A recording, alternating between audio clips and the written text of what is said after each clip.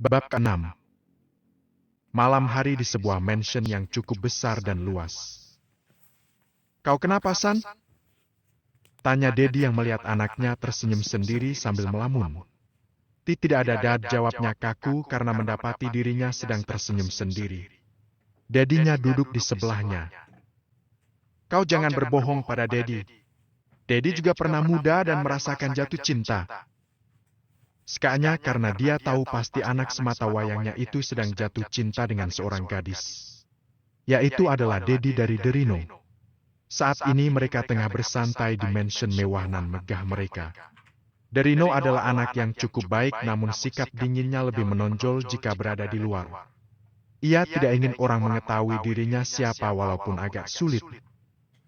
Tidak ada. Derino hanya... Ia berhenti berbicara, ragu untuk menyampaikan pada sang Dedi. "Kenapa, San? Siapa gadis yang cintai itu? Coba tunjukkan pada Dedi." Rayunya agar anaknya memberitahukannya. Derino yang memang dekat dengan orang tuanya itu pun memberitahukan siapa gadis yang sudah mengganggu pikirannya. Dia jahat, Dad. Sudah berani masuk ke pikiran Derino." Cekalnya sambil menunjukkan foto gadis itu yang ia ambil secara diam-diam tanpa sepengetahuan siapapun. Senyumannya itu sangat mematikan, Dad. Menyebalkan. Mengapa jadi gadis itu yang seolah bersalah ya? Dasar Derino tidak mau mengakuinya. Hahaha. Dedinya tertawa renyah melihat anaknya yang sepertinya sudah merasakan jatuh cinta. Dia mengira anaknya yang dingin itu tidak akan bisa jatuh cinta pada seorang gadis. Gadis itu tidak lain adalah Cali.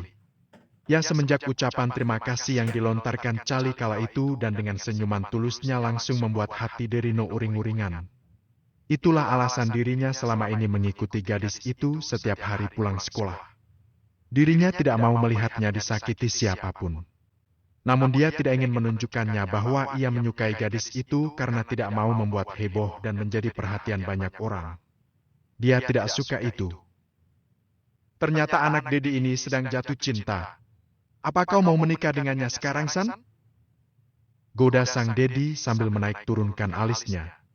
Mata Derino membulat. "Dedi, jangan aneh-aneh," jawabnya kesal.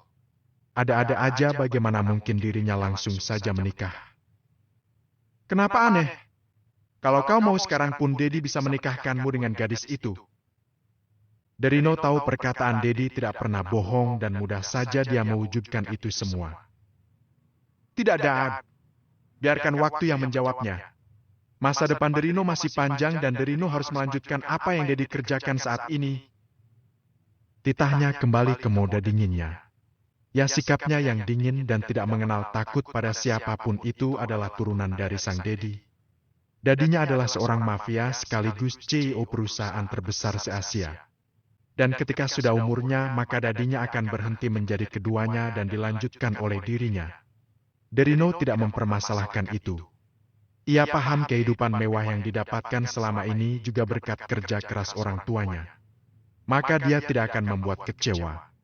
Sedangkan Dedinya setelah pensiun nanti akan menikmati waktunya dengan istrinya saja. "Kau memang anak yang begitu perhatian dengan orang tua, San," ucapnya.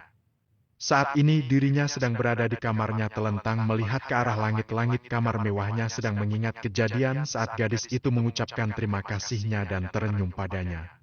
Lagi-lagi dia membayangkan gadis itu dan tangannya tergerak membuka galeri handphonenya lalu menatap lekat foto itu dengan wajah yang terus tersenyum dan tak lama kemudian dirinya tertidur. "Bu Cali berangkat sekolah dulu. Iya, hati-hati nak belajar yang rajin ya." Kemudian Cali berangkat menggunakan sepedanya. Tidak lama kemudian ia telah sampai dan berjalan menuju ke ruang kelasnya. Grab. Hampir saja dirinya terjatuh karena ditarik tiba-tiba dari belakang. "Aps! Sengaja!" ucapnya pada Cali dengan wajah menjengkelkannya itu. Cali menatap dengan sorotan mata yang tajam. "Apa kau melihatku seperti itu? Sudah berani kau denganku? Anak miskin?" Sarkasnya tidak terima dilihat seperti itu. Ya, dia adalah Eli yang kembali ingin mencari masalah dengan Charlie. Aku tidak pernah mengganggumu. Kenapa kau selalu menggangguku? Tanya Charlie dengan datar. Perbaiki nada bicaramu, anak miskin. Tidak sepantasnya nada bicaramu jika berbicara dengan orang kaya sepertiku. Ketusnya. Entah kenapa dirinya sangat membenci Charlie. Apa hakmu? Charlie juga tidak ingin kalah dan terus tertindas olehnya. Dag. Tanpa diduga Eli mendorong Charlie dengan kuat. Untung saja kuda-kuda gadis itu kuat sehingga dirinya hanya terdorong beberapa langkah ke belakang. Charlie diam saja namun sorot matanya terus menatap Eli yang sudah berbuat seenaknya dengan dirinya. Charlie yang sadar sudah banyak pasang mata yang menyaksikan mereka saat ini memutuskan untuk berbalik badan. Bukan dirinya takut, hanya saja dia tidak ingin menjadi pusat perhatian di sana. Saat dirinya hendak berjalan balik menuju kelasnya. Krik! Bunyi itu terdengar dan membuat dirinya terkejut. Seseorang yang melihat tidak jauh dari sana langsung berlari dan mendekati Charlie lalu menutupi dengan jaket yang ia kenakan segera. Ternyata ketika Charlie berbalik badan dan hendak berjalan ke kelasnya, Eli langsung menarik seragam Charlie di bahunya hingga terkoyak dan hal itu tentu membuat Charlie syok. Lain halnya dengan Eli yang tertawa penuh kemenangan. Namun dirinya kembali dibuat geram karena orang yang ia cintai ternyata kembali membantu Charlie. Dia adalah Derino yang melihat kejadian itu ketika dirinya baru sampai. Langsung saja dia membuka jaketnya dan menutupi tubuh Charlie dengan jaketnya yang membuat Eli semakin panas dan membuat para siswa heboh. Entahlah heboh karena apa. Apakah karena tindakan Eli atau justru tindakan Derino yang terkenal dingin itu? Apa kau tidak pernah jerah? Ucapnya sambil mendekat ke arah Eli yang berdiri seperti patung mendengar suara dingin itu. Dia seolah merasa dikuliti hidup-hidup dengan suara itu. Dia yang membuat masalah duluan. Jawab Eli dengan perasaan takut. Kau kira aku tidak melihat semua yang sudah kau lakukan, wanita jalang? Kedua bola mata temannya melotot mendengar apa yang diucapkan oleh Derino kepada Eli. Sungguh dirinya tidak akan membuat gadis itu bisa bersekolah lagi di sana. Aku pastikan dirimu akan keluar dari sekolah ini. Ancamnya dengan sorot matanya yang sangat tajam.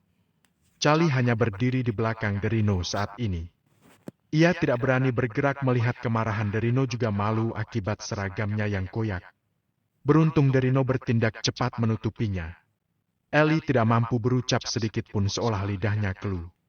Segera dia menarik tangan dua orang temannya ingin meninggalkan mereka. Siapa yang menyuruhmu pergi?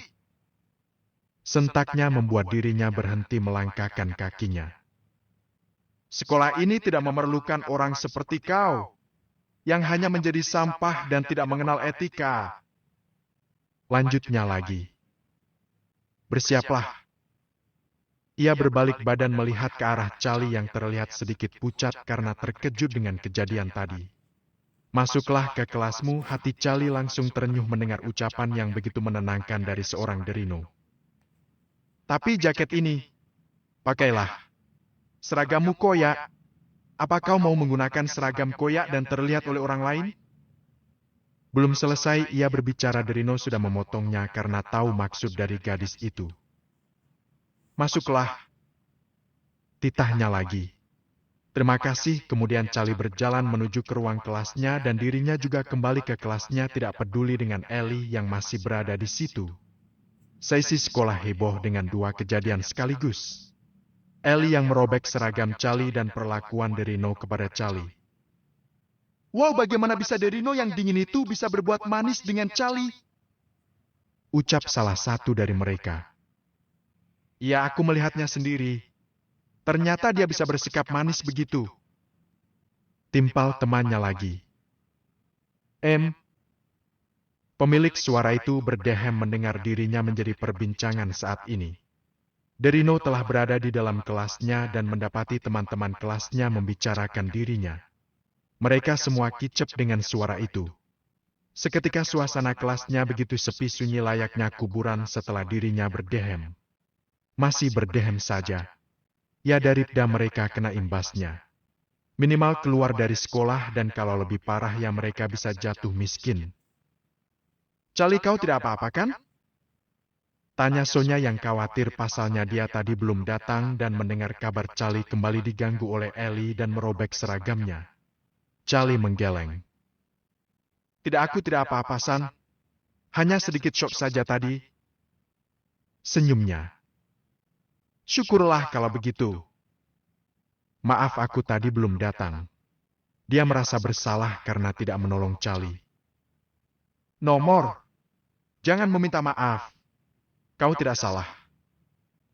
Pandangan Sonya menatap ke jaket berwarna coklat yang sedang digunakan oleh Charlie saat ini untuk menutupi tubuhnya. Apakah ini jaket Kak Derino?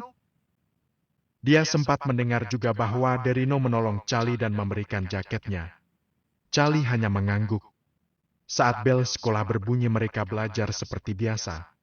Di sisi lain, Ellie dia semakin menggerutu. Baiklah Charlie, sudah puas kau bermain denganku? Gumamnya dengan merapatkan giginya dan tangannya mengepal. Aku akan membalasmu berkali-kali lipat. Kau juga pasti sudah menggoda Kak Derino yang seharusnya menjadi milikku. Siapa yang mau denganmu, Ellie? Melihat tingkahmu seperti itu saja membuat semua lelaki akan lari darimu. Dirinya menganggap Charlie telah menggoda Derino sehingga dia mendapat pembelaan. Entah apa yang akan direncanakannya lagi.